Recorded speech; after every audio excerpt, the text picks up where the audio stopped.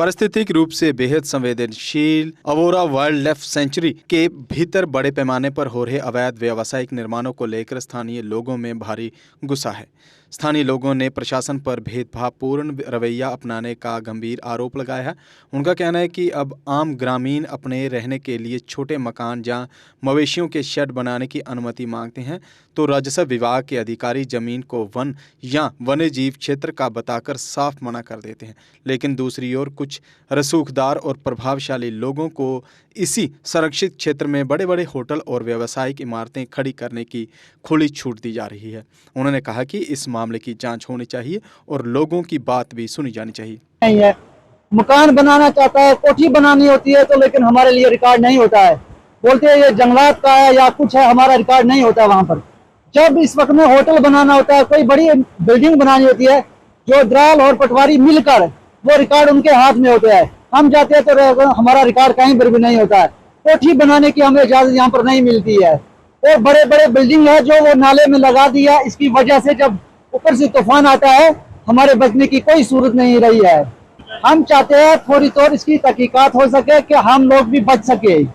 इसमें कोई हमारा बचने का तरीका नहीं रहा। जब ये ऊपर से आसमान की तरफ से आफत आ गई, हमें बचने की कोई उम्मीद नहीं थी। जो भी बड़े मिनिस्टर आए, एमएलए आए, वो डर आ गया, बड़े बड़े होटल वालों के पास आ गया। हमारे पास आज तक कोई नहीं आया है। पहली बार आप मीडिया वाले आए हैं और हमने आज तक कोई नहीं देखा। आपका शुक्रगुजार हैं हम। आप देख रहे हैं जेके अपडेट में शाहिलाल। दर्शकों, बात हम करेंगे मशहूर सयाहती मुकाम पहलगाम के नाले औरा की। बिल्कुल, नाले औरा जो है मशहूर वाइल्ड लाइफ सेंचुरी मानी जाती है। वाइल्ड लाइफ सेंचुरी के कवायद व जवाबित के मुताबिक इंसान को ऊंची आवाज में बोलने की इजाजत नहीं होती है।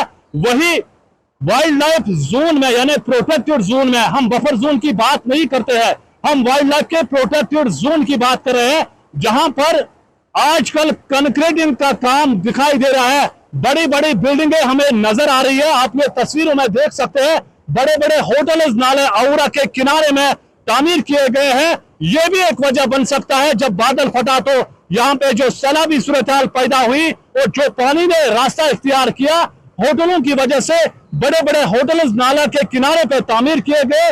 लेकिन सवाल यहाँ पे खड़ा उठा है, ऐसे बड़ी बड़ी बिल्डिंग्स बनाने के लिए किन महकमा जात पे इजाजत दिया है? ऐसे लोगों को बिल्कुल बावसूख जराए से पता चला है कि ऐसे जो सियासी असर रसूख रखने वाले अफराद या इंतजामिया के मंजूरी नजर अफराद है, उनको बिल्कुल खुली छूट दी जा रही है। उनके खिलाफ कोई कानून नहीं होता है। सिर्फ कानून अगर है तो वो इन गरीब लोगों के लिए होता है। क्यों? अगर ये गरीब लोग मामूली मरम्मत का काम यहाँ पे अंजाम दिया जाता है तो उस वक्त तमाम मुतल्लिका महकमा जात की टीमें जो है वो नमूदार होती है और इन्हें एक ईंट भी लगाने की इजाजत नहीं दी जाती है। लेकिन सवाल यहाँ पे खड़ा उठा है, इस तरह के बड़े बड़े होटल तामीर करने के लिए पीछे किनका हाथ होता है? क्या ऐसे खिलाफ वर्जी करने वालों के खिलाफ कोई कानून नहीं है? क्या कोई कार्रवाई आज तक महकमा वाइल्ड लाइफ के साथ साथ बाकी डिपार्टमेंट्स ने की है?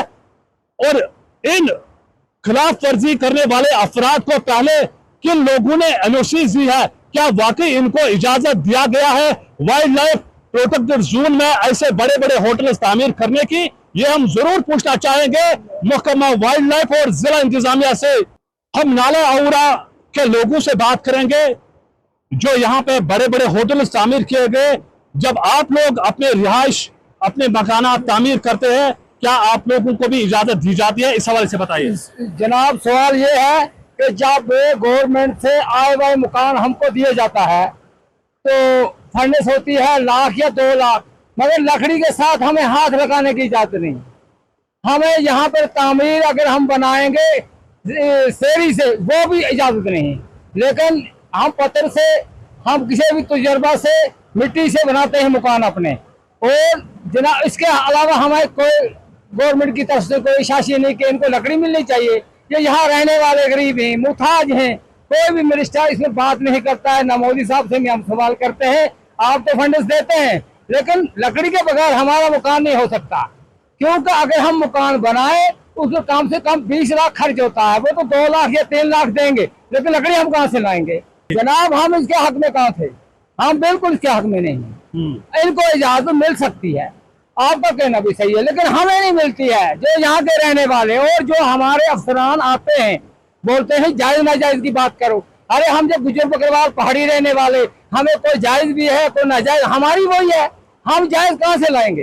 बिल्कुल होनी चाहिए, बिल्कुल होनी चाहिए साहब, बिल्कुल। अगर हम कहीं भी बनाएंगे प्रोटेक्शन जो भी है तमाम हमारे सर पर खड़ा हो जाएगी। किसी को भी बोले, हमने किसी भी स्कीम वालों को बोला, टेकनाथ वालों को, हम टूटी फूटी लकड़ी जो है मकान बनाएंगे, अपने वो राशि मकान बनाएंगे, नहीं इजाजत नहीं है, गवर्नमेंट देती नहीं है, उनको कैसे देगी? बिल्कुल, आपने इन लोगों की बात सुनी है कि इनका यही कहना है कि जब ये लोग अपना मकान, रिहायशी मकान तामीर करने की कोशिश करते हैं तो उस वक्त सारे डिपार्टमेंट के मुलाजमीन इन्हें जायज और नाजायज पर तामीरात पर रोक लगाई जाती है। लेकिन ऐसे बड़े बड़े होटल तामीर करने के लिए फिर इजाजत कहां से आता है? क्या सिर्फ कानून ऐसे गरीब लोगों के लिए है? क्या उन अफराद के लिए कानून नहीं है? क्या उन लोगों के पास कोई इजाजतनामा होता है? इन लोगों का यह भी कहना है कि एक लकड़ी का फुट भी इन्हें उठाने की इजाजत नहीं होती है। तो इस तरह के बड़े बड़े होटल तामीर करने के लिए लकड़ी कहां से आती है, ईंट कहां से लाए जाते हैं?